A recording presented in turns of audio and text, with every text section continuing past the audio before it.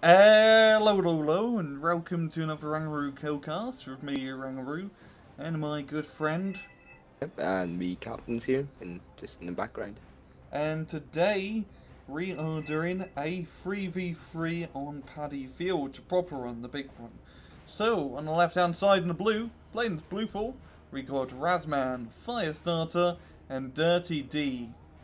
Yep, and we got on the red side, pattern, fadeaway, and random, WTF random. Now, you may be wondering, we are doing this at 2x speed, mainly because this is a 45-minute long game, and pretty much we're lazy, let's just be honest here, and we don't want to sit here for 45 minutes because the match could drag on, and it's pretty hard to talk continuously for 45 minutes. So, we're just doing this. I do like he's Straight off, just straight the off. markers. You see these markers? Yep, straight off, just fire, so not giving no shit. Fire's already shot. Shot's already fired. And we're not even like 3 minutes in the match. Rasman now, you know. Oh, everything. Yeah. It's all coming out. Yeah. But yeah, I mean, I see here they're actually playing blue as NATO and actual red, is it? Yeah, as packed, as true. Yeah. It makes it a bit easier. Quite interesting. Seems like on the top side in blue we got a few Gazelle Captins, you know, mainly ground forces for the blue side. Red also going, seems like, mainly ground forces. As round this will be quite interesting to see where people put their focus on, because this is a perfect 3-lane map. You got Hotel, Mike to Delta lane, and then India Bravo flank. But I would say here now that I always like to play when this map is pushed middle, like going to Echo, Lima, and going to one of those zones. Because I think if whoever takes the middle can flank around places more often. I think for this side, maybe it's better for blue to push in the middle and take the forest, but it's harder for them to defend. If red decide to push up, patterns all these. Was that pattern in the history of players? I was just reading all that out. And the match should start in around about 1 minute or 30 seconds our time. But yeah, usually... Go ahead, sorry. Well, usually stuff happens, and I think it's Bravo Echo really when stuff happens. Red Dragon, stuff happens. Val, Captins, shit. Sorry, I read the Val and Vulcan thing, so I got in my head. Captins 2016. Yeah, the first one, 2016. The actual first quote of the year, Captains. How do you feel? Not good. But anyway, he should get started soon. Bloody hell, these guys are like women doing their makeup. Yeah, they're dragging them out there, this is some sort of time delay, psychological attack. Like people in football matches always try and drag it out. Oh, finally, here we go. And planes, we got a puff being brought out, a beautiful little puff. And nothing on the red side. That's actually a rather funny looking plane. It's a freedom fighter with strikes and short range aim missiles. A rather cheap interceptor. It's rather... Oh well, the PD though. Yeah, the PD's definitely gonna eat it up. I believe DD is playing the mixed NATO deck. Or motorized some sort of mix, because there's always one he plays and he always goes around how he can spam infantry and how he loses stuff. And I believe Patton's most likely playing a USSR deck. On the bottom, I guess then. Yeah, the bottom side is really all about those long range tank plays, and playing USSR definitely help out because, tanks with ATGMs are rather powerful on open fields. That is the RIV-121. It's getting fucked up. Oh yeah, getting right close. As BMP3's back in the race smartly, using their ATGMs at range, but these Abrams and heavy tanks are just going across the open field. They do not care. And I think, tier 2 TATU so from Patton, so... That's, a strong start. Not the greatest tanks, but they got the longest range of ATGMs. Yeah. See that they do have a burrito in the middle. They find it temporarily just to stop them from pushing up. But neither side's really pushing forward. Yeah, they have quite a lot of forces in Echo, mainly in the forest here. I may want to think about getting some of those Russian Marines into the town as some meat. And on the top side there we got, you know, some VDVs poking their way into India. But it's, yeah, rather passive all around, no crazy rushes. Yeah, I see like there's a lot of things brought like I to push into India. But since India was changed from the +2 to +1, I feel like that's not really worth it anymore. Because it's a lot of effort, especially because it's mainly, like, Bravo and India are mainly focused around a town. And, yeah, capping towns is a real pain in the ass. Definitely. I see here I've, there's a M1A2 on the bottom there on the hotel. And these oh, cluster bombers, I think. yeah, we got some Vigans and Puffs being brought up. I think he did kill TDU, didn't he? Yeah, he did kill a TATU. Yeah, no, it was an OSA, I think it was. No, there's only one TATU left down there, so... Yeah, I'm looking down right now at the wreckage. Yeah, the TATU definitely died at some point. And the second one barely getting out, yeah, 2 HP. Some long-range ATGM plays against BMP3 and a Bradley, but Bradley does come out on top. Now I think this map, or this particular match, is really going to come down to whole town. Both sides are really putting quite a lot of units into it. I think, yeah, I mean, if I think Blues can have the advantage if they got more of those cluster planes, because they wreck a lot of shit up. Really Also, do. he has, like, is a lot of Abrams in the middle, and if he can just move them up, just to get them into the face of the TATU, he'd be good. But oh, great Bertino attack here from Patton. It is, but I think it's only to stun it though. I mean, stun those tanks to make sure they don't hit. Block some line of sight as well. Yeah, temporarily. He's not going to stop. He knows he's not going to stop those tanks. That M1A2 can kill every single one of those tanks there. Apart from that MiG there. But, and the Abrams are getting range of the TATU, just slowly moving up. A second Bertino strike, just stunning up the Abrams once again. All he really needs to do, the MiG-27 gets shot down, got some planes flying around doing plane things. And this Avark, is he gonna... Oh, was that the yes. nuke bug? No, that's a cluster run. Nice kill. Again, a TATU just barely. Yeah, he does have one TATU left there. And he has a TATU. He has TATUM, so Patton really likes his TATUs. Yes, it's more useful than the T90 there. You don't really want to use your best stuff there just yet. Yeah, they are very good sniping tanks, that's for sure. See, they have pushed up a bit in the middle and the top. The middle is really weak at the moment now, but it's weak for both sides, I would say. Yeah. I just want to. I know you can't hear it, Captins, because teams speak, but I just want to apologise for the barking. Oh, I can hear it. Are you sure that's not you? Ruff ruff. I know, maybe part werewolf. I do not know. Well, we'll wait until the full moon, I guess. But you see, now, in India, they are actually making their way up there now. But those FSKs are kind of handing them back. The FSKs, great infantry, kills all shit, anything. But if he can just, he doesn't even have to completely capture India. If Red 4 can just get that sneak peek on the right hand side in that forest, get a CV in there, that's enough to really, you know, boost him a little bit of points. Because they have that +1 advantage right now, but a +2 advantage is double better.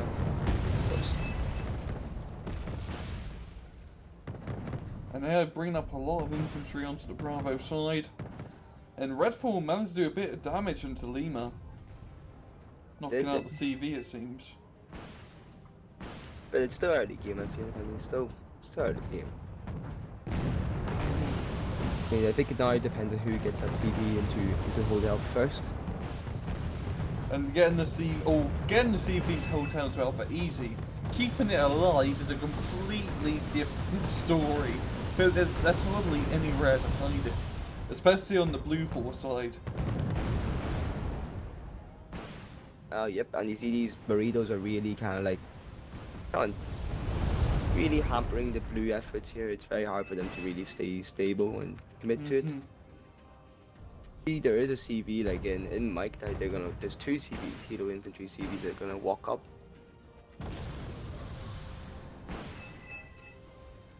Oh, I guess soon enough, but then... There's a little bit of a back and forth in hotel. Patton making a show once again. He has a bunch of SU-122 meat shields mixed in with his heavy T-80UM. But those airbags, so would they? Oh, that's gonna do a lot of damage. Damn, that was some pretty good airstrikes right there. Taking out a chunk of the force. It didn't kill the heavy tanks, but it took out a lot. And there's the. Oh, whoa, Dirty D, why did you leave? I was talking to him earlier, and he's saying that he met a DC from this game. I don't know exactly, but that would mean that they would the blue team would get extra units now because of this connection. So more cluster bombers. They do have more to micro. There's 2 players now to cover a 3-player map, which is a little bit harder. I guess so. If they can give a good defensive line in the middle or the top, then they shouldn't have to worry about that. But the burritos will make it hard for them to get a good defensive line. The burrito just doing some very nice short accurate shots. Not really getting many kills, but suppressing those heavy tanks, making them panicked and inaccurate. Very good usage of the support vehicle. I see they're still pushing on top there now in India and making some headway. Indeed, they are getting into that forest, so they haven't really moved up apart from that, part by the road. If they can actually get fully committed into the forest and have control over it, that'd be rather good. And what I find really interesting, is that there's not really any infantry in the India town. It's mainly around it. Oh, I see here now, yeah, the bombers came in and they killed quite a lot of stuff in the clusters again. They're really fond of the clusters. I would say they're very good to use cluster bombs and use them effectively. Especially against heavy Soviet tanks, especially happening on the bottom side. You see these UMs now are used shooting at these HCs on the bottom there now. It kills one. Kills one HC. And he might kill second. Bertino stunning them up front again. But it's not really killing them, the burrito. Burrito's that's kind of wasting the targets now, wasting the ammo, I think. There's a T90 or a BU coming around the flank though in the forest. Well, I know he's back there we go. Yeah, it's going to be a little bit close range and it will be risky, but once again, kinetic energy guns, how they work, the closer you get, the more damage they do, and a BU at like 1,000 meters would literally one-shot kill anything. Yeah, and those HCs and things will definitely make it very hard for them to get back. Yeah, that BU's going to be in a very nice position to shoot out to the... almost getting clustered, taking half HP. Especially with the latest patch, I think they give it one less top armor, so that those clusters are more effective against those now. Now you got a lot of infantry pouring in from blue 4 into the bottom side. As long as they keep some infantry in those ATGMs in those buildings, it's gonna make it annoying. There's another M18 here this far. More mortars and artillery. Yeah, they do. Red 4 does have control of the hotel, so they're gaining that very nice +1 advantage. A very open position here. If they could just get recon over the right side on the bottom side, they could probably see that. It's a very exposed, just simple truck or simple jeep. Just run. Just sneezing on the UAC would kill it. See that one T90 there now? That's almost dead. And good hit from the RBS. Yep, great ATGM, just a bit short range, but good. And I think there's a B5 coming in. And I think that T80U almost gets killed as well, but got another T90 being brought up. Captins losing a lot of tanks. I believe he may be getting wrecked there. No, what I find interesting is that he has T80U cards, T80UM card, and T72 BU cards. That's 3 super heavy tank cards. So I wonder what the rest of his tank decks like. Does he have a medium and light tank in there somewhere? Or is it all just super heavy? Probably maybe just super heavies. And I mean, I would say that lineup there you have maybe 2 cards with T80Us, 1 UM, 1 T72, maybe what T72B1. That's about it. I think you can fit in. And he has been losing a lot of tanks this past match, and these Abrams just keep on coming. with that advantage as well. There's a command Abrams just spotted like just behind the bridge there. Oh yeah. Just waiting.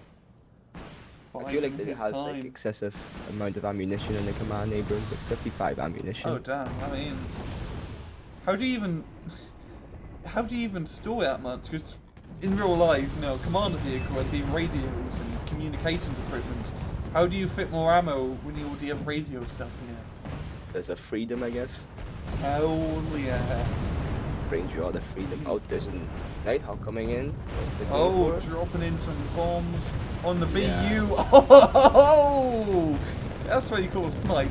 And now we got a bunch of Leopards and heavy tanks on the blue side, just mowing down through Hotel Patton. He doesn't really have many tanks left. And we got another BU being brought up, but it's just an overwhelming amount of armor on the blue side. Even getting some M8 Greyhounds. I mean, what could go wrong with them? Yeah, I think he's in the wrong era bringing those things up. Yeah, I don't think the BU is going to really help them. Are those M8s going to push up? Yeah, they're going to push up along the flank.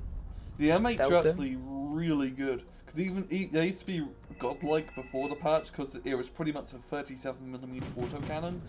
But just for fast flanking around and dealing with light armor, you can't really go wrong.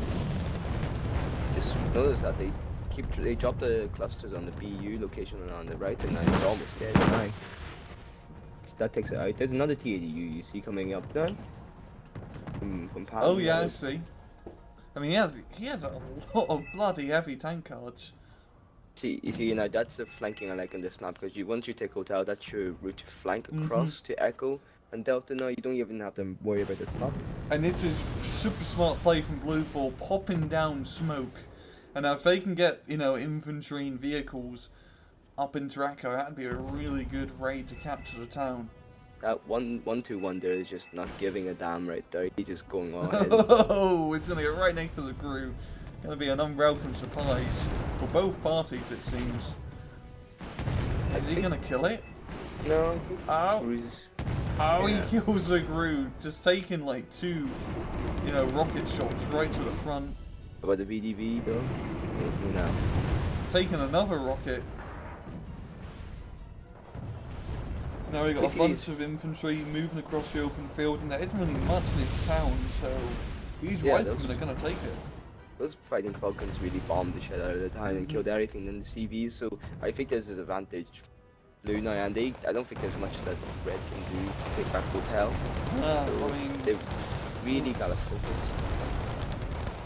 And taking back Hotel is definitely going to be quite hard, because once you completely lose Hotel, the only way to really attack it easily is across a bridge. And we know how fun it is to attack across a bridge. It's like the funnest thing in Wargame. I know, it's apart from naval. It's like trying to thread through a needle while you have Parkinson's. Well, okay. A little bit extreme, but it does what it feels like sometimes. At least they have these burritos that are like stopping some of them from getting to the time. And I think they kind of have like superiority right now, where they just bomb whatever they feel like. Yeah, I mean, there hasn't really been much in terms of AA from the Red Force side. You see this entire match. See what? what? Sorry. 2 Nighthawks. Oh. Just circling in the back. Damn. You don't really see Nighthawks in, you know, these competitive matches away often, so I do like seeing these for a change, because they are really good in the hands of a good player. Because they will kill anything if you manage to get the perfect shot. I think they're just waiting for the perfect target here. I don't think they're going to run out of field before anything happens, but... Definitely smart keeping them back, because those Nighthawks can easily kill any of those heavy tanks. We've got like a T-90 and a T-80 up top. So that'll be a juicy target. I think even the clusters, the amount of cluster bombs they could just make another run there and kill them. And this is really one of the reasons why Blue 4 is doing a really good job in this match. They just have air superiority. They're just blowing up all these heavy tanks from a safe distance and from above. Very nice. See that it's all these. There's Mi-28s and K-52s trying to spot these, but I don't think they're really gonna. Saparel's gonna kill him. Very good positioning from the Saparel, covering that complete open area. Oh, that's Lucy gets killed. But then the thing that killed it Yeah. got killed again. Oh, yeah, it was a rather fast trade-off. Now, Blue 4 are gaining the point advantage. They are now in the lead by a decent amount of points. Well, they are sneaking a CV into Echo now. Oh, look at that. And it's going to be an infantry CV, so keeping it hidden is going to be easy peasy like. And then this Panzerville attack here in Delta. This is why I love the M8 Greyhound. You can do these crazy suicidal rushes because they're very cheap. And you know, they spotted the CV, even though they're moving it, I feel like they're gonna kind of know where they are. And the bomber. Yeah, But they have a Nighthawk bomber can knock line. it out. Yeah, F-16 fighting Falcon. Killing it because he did moved it just a little bit too late. And that's going to be a +3 advantage to Blue 4. If they can kill the CV in the middle now. Oh, well. They already got a GG easy being dropped down from Firestarter. Get stream sniped. Yeah, okay. Yeah. I do love how they do put down these markers so people who are watching this, like us and Vulcan and Val, can knows what they're thinking. I love it when players put down markers because it's the only insight we get. Unless you're watching the stream, you know. Yeah. Shots fired. There we got a bunch of helicopters down the bottom hotel, just doing some crazy Fennec Toe 2 rush. Yeah, Blue 4, they have this in the bag. We got a crazy rush coming in from Red 4. Bunch of infantry, APCs. The Fennecs getting right in there, they don't even care. Yeah, I feel like it's a bit too late for these infantry and all these stuff here. And I'm guessing a bunch of planes are going to come and blow them up soon. Oh, yep, I think you're right. Yeah, we got a vegan. No, a vegan, yeah. Vegan and a Nighthawk. And this is a very concentrated force. They're already got cluster bombs being dropped. Oh, well, it's not, I don't think... Oh, I think here for the Nighthawk, he did split the Nighthawk. Whoa, both of those Nighthawks hit the T-72B1s. Like, both of them on top. Yeah, it's a very high thing to do. Yeah, because for guys who don't know, with guided bombs, you can individually, like doing Shift T and then clicking on targets, you can actually get them to hit different areas. You have to be really, really quick whenever. I think it's something to do when it's aiming and then you have to click on the next card. Because I did better with the Harrier 7, that's easier. Yeah, Harrier's got 4 actually, so it's a little bit easier. But it's a very hard micro thing to do, but if you can pull it off, you can do those crazy, 2 shots, 2 birds. But it's not going to be ended rather soon, and it's going to be a Blue 4 victory. George Patton surrenders. Comprehensive enough here, this victory. And yeah, it will be a GG to Blue, and again, a quite nice kill advantage here. Yeah, I think that it all has to do with that happened to dirty a rage quit, a DC or something. Is with that extra units they got for Blue, though, I think they had the advantage with the extra units and extra points coming in with the extra planes and those double Nighthawks. Yeah, because I think what really run Blue that match was their air superiority. The constant bombing runs on Patton's tanks in the bottom pretty much cleared out the entirety of Hotel, and that allowed them to do that massive and fantastic tank push through the bottom of Hotel. And from, like you said, they flank around the top, and just really, really good play from Blue. Yep, I think they absorbed the damage from the start and then just build from that. And yeah, flanking always works. I think the red team could have attacked India a little bit more because they did have that foothold almost into the Blue 4 side of it, but they were just so close. Because that would have been a nice flank to maybe take some pressure off Hotel. Because if you do get pushed on the heavy and run flank, sometimes it's better to attack the other and hopefully relieve some pressure off it. Yeah, I think maybe what was going through their mind was that, okay, I shouldn't attack here anymore because I need help to help my teammates down here instead. Perhaps maybe that was the wrong way of thinking and they needed to push up top and relieve the pressure that way. But yeah, it's a really good match from both sides. And let's just end it at that. So, I'm RANGROO. And for me, Captins. And take it easy.